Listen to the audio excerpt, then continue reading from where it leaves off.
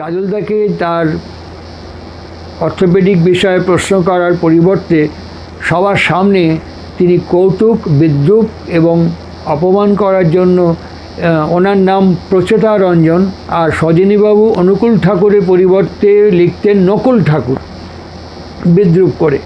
সেই ছন্দ ধরে তিনি বলছেন পচু ঠাকুর। তিনি বলছেন শিক্ষক হয়ে, এই পচু ঠাকুর নকুল ঠাকুরের ছেলে, তোমার কটা মা বলতে পারো? ভাইবা পরীক্ষার আগে এই প্রশ্ন করছেন, তোমার কটা মা? ওই টেবিলে যত মানুষ ছিলেন সব হেসে উঠলেন। সবাই শনিবারের চিঠির বিকৃতি প্রচার সম্পর্কে জানেন, হেসে উঠলেন। কাজলদা ওখানে দাঁড়িয়েছিলেন, বললেন বলতে পারবো না। তখন বলছে, তা তো ঠিকই, কী করে বলবে? তোমার বাবা তো চরিত্রহীন, প্রচুর মেয়ে মানুষ বিয়ে করেছে। তোমার বাবা কটা বিয়ে করেছে, তুমি কী করে এখনই বিয়ে করেছে কেন, কী করে বলবে? তোমার মা কতগুলো? তখন কাজলদা টেবিলের ওপার থেকে বললেন, ঠিক বলেছেন স্যার, আমার বাবা আমাকে শিখিয়েছেন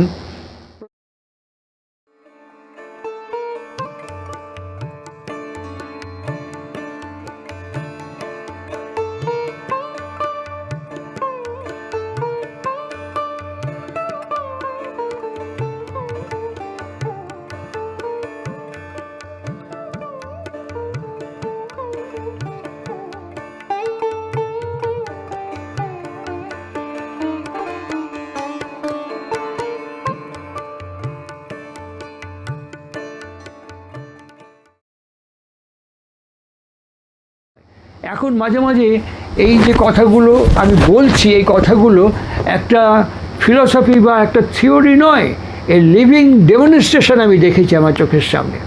আমি এর লিভিং ডেমনস্ট্রেশন দেখেছি, যার নাম হচ্ছে শ্রী শ্রী ঠাকুর অনুকূলচন্দ্র, আমার গুরুদেব। কেমন একটা তার মাধুর্যমণ্ডিত লীলায়িত জীবন না বললে পরে আমরা ব্যাপারটাকে ঠিক রিয়েলাইজ করতে পারবো না। ঠাকুরের ছোট ছেলে তিনি খুব বড় ডক্টর, তার নাম হচ্ছে ডক্টর প্রচেতা রঞ্জন চক্রবর্তী, পূজ্যপাদ কাজলদা বলে সৎসঙ্গে পরিচিত। তার কনিষ্ঠ পুত্র, তিনি কলকাতা ন্যাশনাল মেডিকেল কলেজে MBBS পড়ছেন।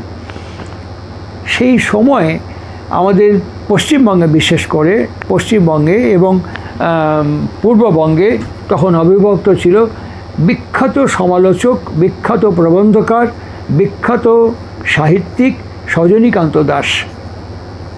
এই সজনীকান্ত দাস তিনি জীবনে কোনোদিন বাংলাদেশে পাবনায় যায়নি, তিনি জীবনে কোনোদিন হিমায়তপুরে যাননি, তিনি জীবনে কোনোদিন শ্রী শ্রী ঠাকুর অনুকূলচন্দ্রের সাক্ষাৎ করেননি, সামীপ্য লাভ করেননি।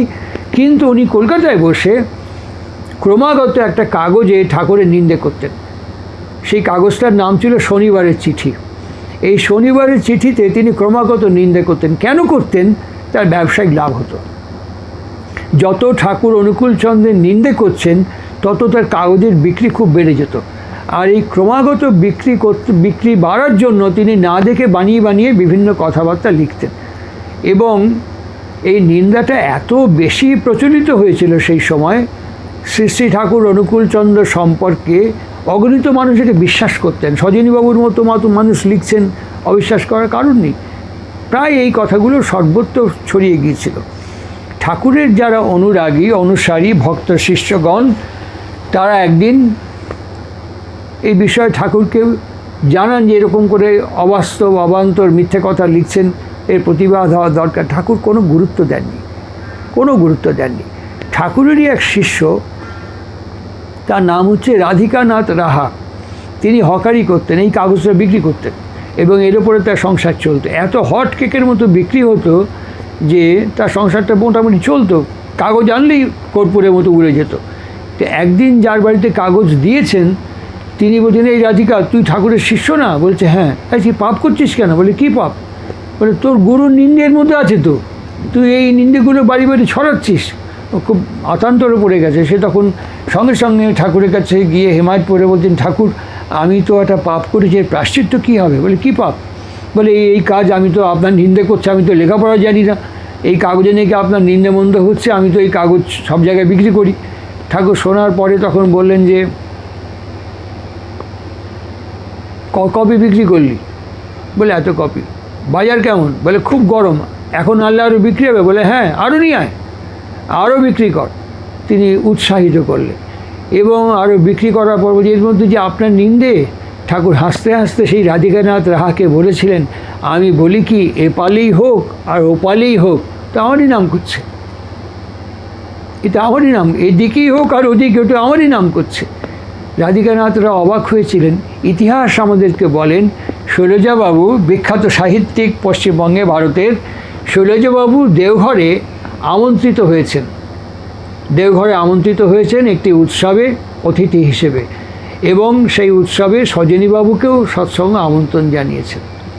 একটি আশ্চর্য ইতিহাস, যে মানুষটি ক্রমাগত নিন্দে করে গেছেন সারা জীবন, সেই অনুষ্ঠানে সজনীবাবুও সৎসঙ্গের কর্তৃপক্ষের কাছ থেকে আমন্ত্রিত এবং শৈলজাবাবু আমন্ত্রিত।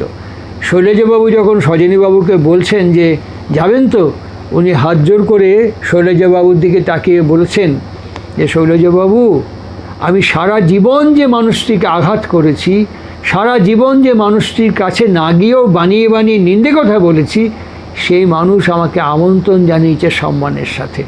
তার সামনে দাঁড়াবার শক্তি আমার নেই, তার কাছে যাওয়ার ক্ষমতা আমার নেই, তার সম্পর্কে বলার ঔদ্ধত্য আমার নেই।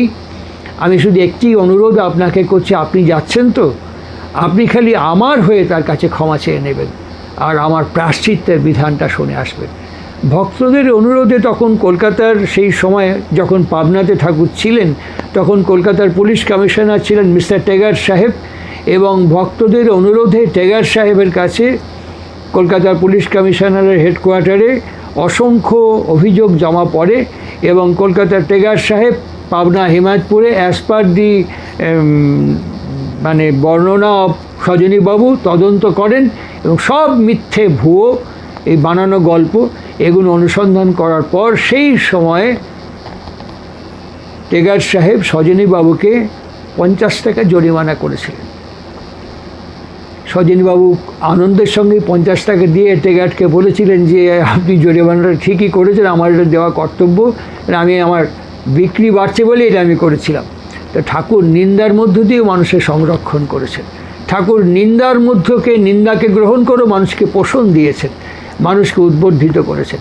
সস্তায়নীর একটা বড় দিক সেই ক্ষেত্রে পাশাপাশি এই শনিবারের চিঠি পড়ে কাজলদার যিনি মাস্টারমশাই ছিলেন, অর্থোপেডিক পড়াতেন অর্থোপেডিক ডিপার্টমেন্টে, তার নাম, তাকে আমি দেখেছি, তার সাথে পরিচয় ছিল আমার, তার নাম ডক্টর দেবেন ঘোষ। তিনি কাজলদার ভাইবা নিচ্ছেন। সেই শনিবারের চিঠি তখন তো মানুষের মুখে মুখে, স্মৃতিতে, চেতনায়, দেখুক আর না দেখুক, জানুক আর না জানুক, কাজলদাকে তার অর্থোপেডিক বিষয়ে প্রশ্ন করার পরিবর্তে সবার সামনে তিনি কৌতুক, বিদ্রূপ এবং অপমান করার জন্য ওনার নাম প্রচেতা রঞ্জন, আর সজনীবাবু অনুকূল ঠাকুরের পরিবর্তে লিখতেন নকুল ঠাকুর, বিদ্রূপ করে। সেই ছন্দ ধরে তিনি বলছেন পচু ঠাকুর। তিনি বলছেন শিক্ষক হয়ে, এই পচু ঠাকুর নকুল ঠাকুরের ছেলে, তোমার কটা মাও বলতে পারো? ভাইবা পরীক্ষার আগেই প্রশ্ন করছেন, তোমার কটা মা? ওই টেবিলে যত মানুষ ছিলেন সব হেসে উঠলেন। সবাই শনিবারের চিঠির বিকৃতি প্রচার সম্পর্কে জানেন, হেসে উঠলেন। কাজলদা ওখানে দাঁড়িয়েছিলেন, বললেন বলতে পারবো না। তখন বলছে তা তো ঠিকই, কী করে বলবে, তোমার বাবা তো চরিত্রহীন, প্রচুর মেয়ে মানুষ বিয়ে করেছে, তোমার বাবা কি, তোমার বাবা কটা বিয়ে করেছে, তুমি কী করে এখনই বিয়ে করেছি কেন, কী করে বলবে, তোমার মা কতগুলো? তখন কাজলদা টেবিলের ওপার থেকে বললেন, ঠিক বলেছেন স্যার, আমার বাবা আমাকে শিখিয়েছেন প্রত্যেক মেয়ে তোমার মা, পৃথিবীতে প্রত্যেকটা মেয়েই তোমার মা। সুতরাং এখনই এই মুহূর্তে আমার এই হসপিটালে কটা মেয়ে জন্মেছে আমি তো এখনই জানি না, আপনিও জানেন না, আমি কি করে বলবো স্যার আমার কটা মা? এই উত্তরটা পাওয়ার পর উনি ভেতরে রেগে গিয়েছিলেন, কিন্তু প্রকাশটা ওরকম করলেন। তারপরে ভাইবা থেকে বেরিয়ে ড্রাইভ করে সোজা দেওঘর চলে আসেন। তখন সময়টা দুপুরবেলা, মাসটা চৈত্র বা বৈশাখ মাস, প্রচণ্ড গরম। সেই সময় কাজলদা দেওঘরে অল অফ এ সাডেন ঠাকুর তখন দ্বীপ্রাহরিক মধ্যাহ্ন ভোজনের পর বসে বিশ্রাম নিচ্ছেন। ঠাকুরের কাছে হঠাৎ করে ঢোকাতেই ঠাকুর, তুই এখন বললেন, এই সমস্ত ঘটনাটা বললেন যে আমি আর কলেজে যাব না, আর যদি তুমি আমাকে জোর করে পাঠাও বাবা হিসেবে, তাহলে হাতটা মুঠ করে বললেন, এক ঘুষি মেরে দেবেন ঘোষের দাঁতের পাটি ভেঙে দেবো, তারপরে যাবো এর প্রতিশোধ নিয়ে। ঠাকুর তাকিয়ে থাকলেন, শুনলেন, তার জন্ম দেওয়া ছেলের দিকে তাকালেন, দেখলেন, শুনলেন, তারপরে চুপ করে থাকলেন। দুজনের বাবা ছেলের কথার মধ্যে একটা শব্দ ক্রমাগত হচ্ছে, ঠক ঠক ঠক ঠক ঠক ঠক শব্দ হচ্ছে। তখন বললেন যে একটা শব্দ শুনতে পাচ্ছ? বললো হ্যাঁ। দেখো তো শব্দটা কোত্থেকে আসছে। তা তিনি বাইরে বেরোলেন, বেরিয়ে ঘুরতে ঘুরতে দেখলেন ঠিক পার্লার ঘরের পেছনে একটা বড় আম গাছ, ও তো বাঁধানো ছিল, এখন বলতে পারবো না, বড় একটা আম গাছ। ওই আম গাছের বুকের ওপরে একটা কাঠঠোকরা পাখি ক্রমাগত ঠুকরে ঠুকরে এতখানি গর্ত করে ফেলেছে থাকার জন্য। তাই দেখে এসে বললেন, বাবা তোমার এই ঘরের পেছনে একটা বড় আম গাছ আছে না, ওই আম গাছের গায়ে একটা কাঠঠোকরা পাখি ঠুকে ঠুকরে এত বড় একটা গর্ত করেছে, ওখানে থাকার জায়গা করে গর্ত করে ফেলেছে। কাজলদাকে ঠাকুর বলছেন, তোমাদের বিজ্ঞান কি বলে, গাছের প্রাণ আছে কি নেই? তো উনি বলে হ্যাঁ প্রাণ আছে। তাহলে এই যে নখ দিয়ে খামছে গাছের বুকের ওপরে উঠলে গাছের লাগছে না? বলছে হ্যাঁ লাগছে। যে ক্রমাগত ঠোঁট দিয়ে ঠোকরাচ্ছে, গাছের ব্যথা করছে না? বলছে হ্যাঁ করছে। দেখে শুধু আরেকবার, গাছের তো অনেক ডালপালা, এক বাড়ি দিয়ে পাখিটাকে মেরে ফেলেছে, তাড়িয়ে দিয়েছে কিনা, নাকি ওকে থাকার জায়গা করে দিচ্ছে? এই প্রশ্নের কোনো উত্তর তখন কাজলদার কাছে ছিল না। কাজলদা হাঁ করে বাবার দিকে তাকিয়ে, বাবা না গুরু, গুরু না আরও কিছু, আরও কিছু না আরও অনেক কিছু, এই অতলান্ত মার্গ উন্মোচন হচ্ছে একটা বিগ্রহ, একটা ব্যক্তিত্ব, একটা অস্তিত্বের মধ্যে দিয়ে হাঁ করে তাকিয়ে আছে।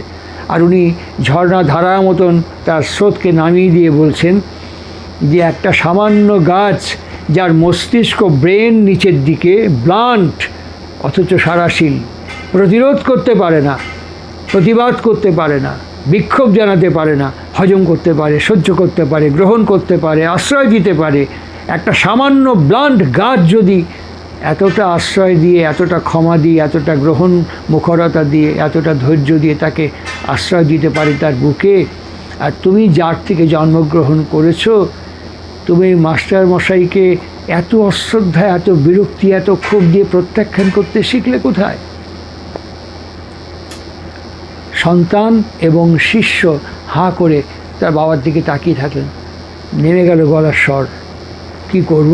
ফিরে যাও, মাস্টারমশাইকে গিয়ে প্রণাম করো, এবং তোমার দিক থেকে সেবা, যত্ন, শ্রদ্ধা যেন কোনো রকম ত্রুটি না হয়, তবেই তো বুঝবো তুমি আমার ছেলে।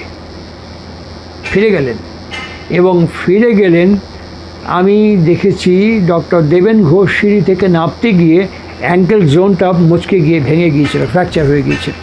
আমি জানি কাজলদা প্রত্যেক দিন তার বাড়িতে গিয়ে নিজে হাতে পরিচর্যা করতেন, নিজে হাতে সেবা করতেন, নিজে হাতে তার সমস্ত রকম প্রয়োজনীয় ব্যবস্থা করতেন। আমি নিজে শুনেছি ডক্টর ঘোষ কাজলদার কাছে বলছে, যদিও তুমি আমার ছাত্র, তবুও শিক্ষক হিসেবে তোমাকে প্রণাম করছি, তোমার বাবার জন্য, তোমার জন্য। সত্যিই তোমার বাবা পুরুষোত্তম। চরিত্র বহন করে, চরিত্র শেখায়, চরিত্র উদ্বুদ্ধ করে, বক্তৃতা করে না, তত্ত্ব করে না, দর্শন করে না, চরিত্রের ভেতর থেকে ওটা মানুষকে অনুপ্রাণিত এবং উৎসাহিত এবং আকর্ষিত করে। এটা সস্তনের একটা দিক।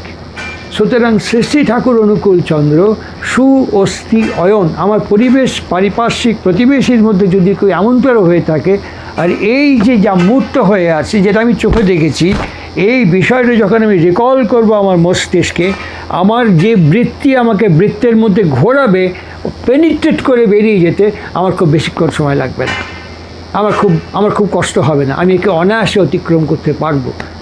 এটাকে সস্তানের একটা দিক বলা হয়, বৃত্তিকে নিয়ন্ত্রণ করার একটা দিক বলা হয়।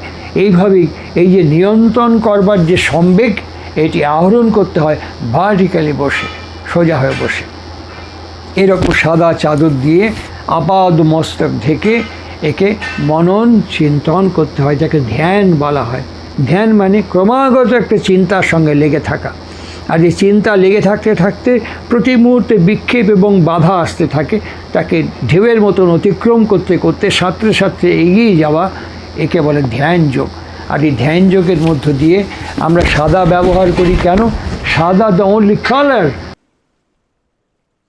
আর সাদা বাদ দিয়ে অন্য যে কোনো কালার, এই সাদা একমাত্র কালার যে সব কিছুকে রিফ্লেক্ট করতে পারে, সব কিছুকে রিফ্লেক্ট করতে পারে, আর সাদা বাদ দিয়ে অন্য যে কোনো কালার সব কিছুকে অ্যাবজর্ব করে ফেলে।